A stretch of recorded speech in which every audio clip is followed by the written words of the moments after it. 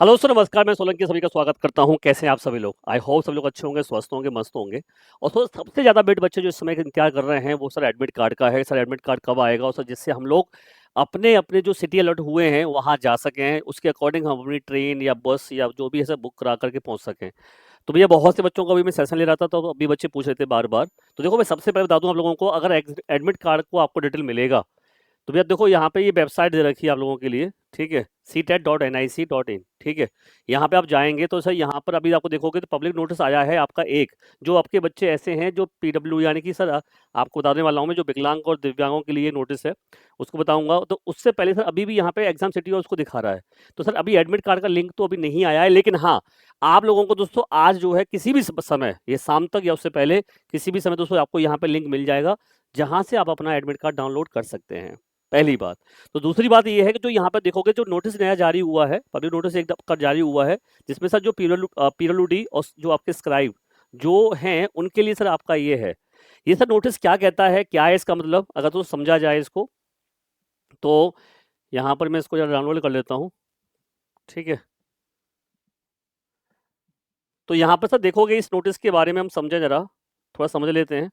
इस नोटिस को सर देखोगे आप तो यहाँ पर ये साफ-साफ ये कह रहा है कि सर ऐसे बहुत से बच्चे हैं, जो भी ऐसे कैंडिडेट जो दिव्यांग हैं, लर्निंग डिसेबिलिटी वाला टॉपिक आपने पढ़ा होगा, जिसमें हम लोग जो है कोई बच्चा ऐसा होता है जिसको लिखने में, पढ़ने में वो दिक्कत है। तो यहाँ पे सर ये बताया गया है कि a candidate who claim to belong the PWBD category as defined under 2 R RPWD act 2016। तो आपने पढ़ा भी होगा, ये टॉपिक आप सीट में पढ़ते भी हो, जो आपका आरपीडब्ल्यू एक्ट 2016 है। उसमें आपको क्या करना है, should submit a copy of the certificate on a prescribed pro forma and you DID card issued by the appropriate, जो एक एप्रोप्रिएट होता है उसके द्वारा आपका जो कार्ड, जो यूआईडी कार्ड इशू होना चाहिए, authority as per the rule of the prescribed in support in claim.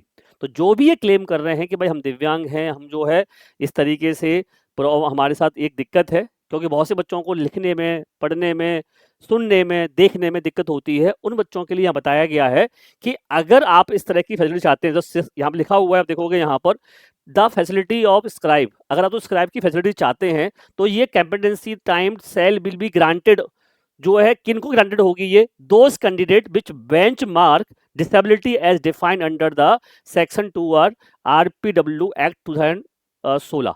मतलब सर जो ये इसका मतलब होता है तरीके से, ऐसे मान चलो आप कि आपको परीक्षा में कोई लिखने वाला एक व्यक्ति मिल जाएगा, जो बच्चा देख नहीं सकता है या वो लिख नहीं सकता है, ठीक है, वो किसी न किसी डिसेबिलिटी का शिकार है, दिव्यांग है, तो उनके लिए सर आपके जो है एक स्क्राइब की जरूरत आपकी व्यवस्था की जाती है, जिससे उन बच्चों को भी जो है वो बोलता जाएगा और वो लिखता जाएगा, वो बताता जाएगा और वो उस पर आपके आंसर करता जाएगा। तो ये उन बच्चों के लिए नोटिस आया हुआ है। तो अगर आप लोगों में से कोई भी ऐसा जो बच्चे हैं जो आपके आस पड़ोस में या जो आप लोगों में से फॉर्म भरा है और दिव्यांग है, तो भाई आप लोग जो है इसको एक बार ध्यान से देख लीजिएगा और अपना सर्टिफिकेट दोस्तों जो ऑथराइज है उसको आप लोग रखिएगा अपने पास वहाँ पर। तो आप लोगों के लिए इस तरह से यहाँ पे व्यवस्था करने की बात की गई है।